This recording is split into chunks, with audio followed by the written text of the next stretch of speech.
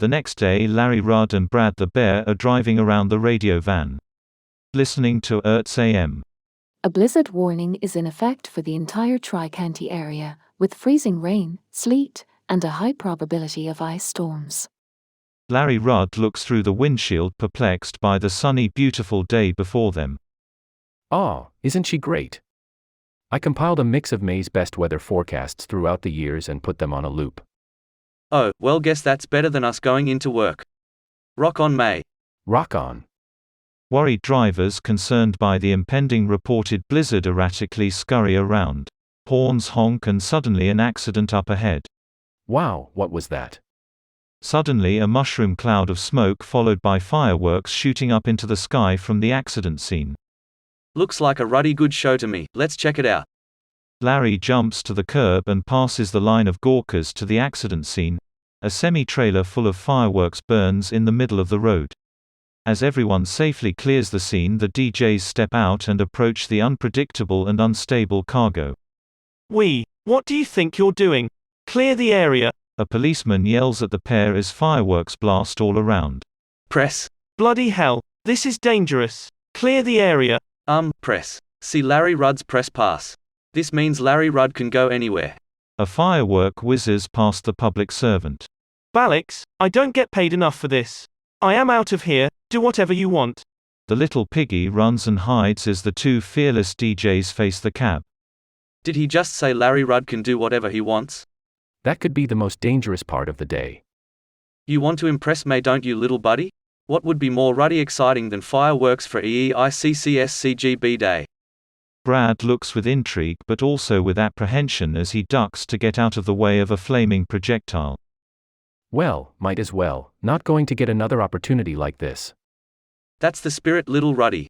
The fearless DJs enter the back of the lorry retrieving boxes of smoldering fireworks. Back and forth to the radio van they sway and extinguish the tops of the bundles as miscellaneous explosives burst. The van begins to fill to the brim. So what do you say, one more trip? The semi explodes behind the pair. That's the cue to get the Rudd out of here. The pair hightail it out of the scene up out of the valley. Why are we headed out of the valley? Larry Rudd thought you wanted to kick Cornel Clifton's ass for poisoning May. But, with a van full of explosives. Well, yeah, how do you think Crazy Joe got his job? Flashback: Crazy Joe is dressed in his Vietnam Army greens driving a tank erratically, sliding into the front of the radio station. That story is even too much for old Larry Rudd. Well, that's pretty much the whole story already, isn't it? Well, yeah. Hey, we might be able to pick up HCNE out here. Larry flips the radio to FM and scans the channels. How dare you? The radio scans through an entire rotation, finally landing on 88.1. 88.1 HCNE, the Heads Clifton News and Entertainment Superstation. Up next, stand the question man Spalding, asking the tough questions you want to know. Only on HCNE. Superstation? Lowest Ruddy FM frequency possible. Turn it off. I can't stand Spalding. Brad reaches over and seeks the stations. Didn't you two go to radio school together? Broadcasting school. Yes. The radio dial makes a full rotation, boomeranging back to 88.1 HCNE. Welcome to Political Answers, where we read of it, and I tell you what you need to know. I am Stan the Question Man Spalding, and I am joined today with County Congress member Rick Swindler.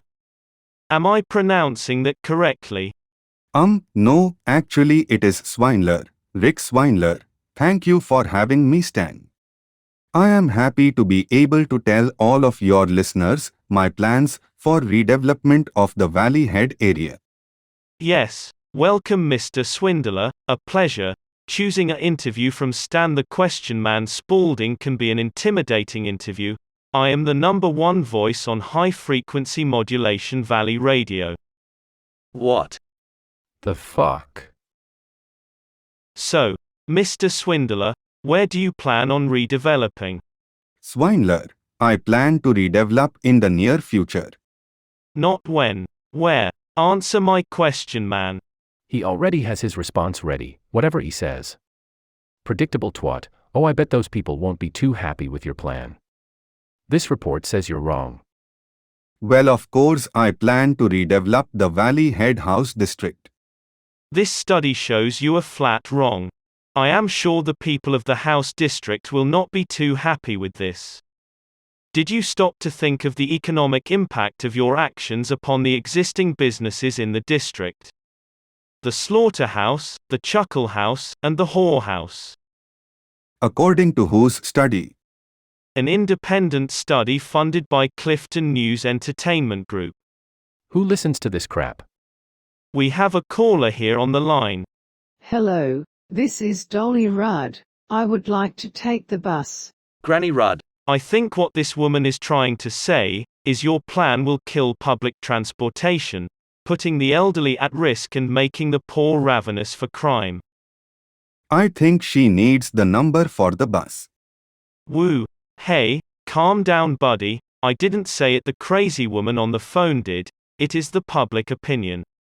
I don't think we are going to get anywhere with your attitude, sir. Thank you for joining me today, Mr. Swindler. That's all the time we have today. Stay tuned for news and opinion mashups. Tonight only at the Chuckle House, the Amateur Comedian Challenge. Come and see if you have what it takes to crown the Valley's funniest act, and laugh at the fools who fail. Judged by 88.1 HCNE DJ Stan the Question Man Spalding and local philanthropist James the Cornel Clifton himself. Larry Rudd switches off the radio. Got one ruddy good thing out of that drivel. What? You're not thinking of entering the contest? Of course not. We are entering the contest, little Ruddy. I won't be judged by that blowhard. Blow hard. See, Larry Rudd needs his straight man. I guess it would get us to Cornel Clifton, and we are the funniest show in the Valley. This better not make us mainstream. Mainstream? Larry Rudd and Brad the Bear are already household names to all of his callers. Oh, yeah, should we go check on Granny Rudd? Do you think she has any of those cookies? Yeah, better go deliver Granny Rudd some more glaucoma medication, and she can make us some special cookies while we clean up and get ready for the show. Rock on, Granny Rudd. Rock on, Granny Rudd. Across town, Granny Rudd sits in her rocking chair knitting and looks up and smiles filled with rockdacious vibes. Larry Rudd whips the van around and the pair head back to the valley to prepare for their impromptu performance. Meanwhile, at the top of the valley just outside of the zoning law, a sinister plan is afoot. Cornel Clifton sits maniacally in his office at HCNE headquarters as Stan Spalding enters. Stan, you bastard. Why did you not promote the contest more? You know how important this show is to my plan to expand into the valley and crush ERTS once and for all. Sir, I still don't understand how a comedy show is the answer. Shouldn't we be focusing on what is important, the news? The news? You think you're a serious journalist or something, fool?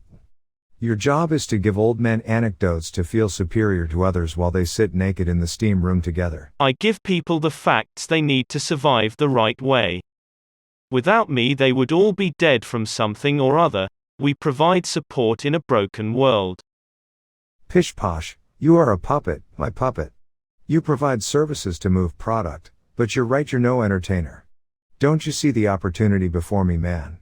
Completing my empire, finally taking down ERTS and expanding my tight grip of every facet of humanity in the Valley region.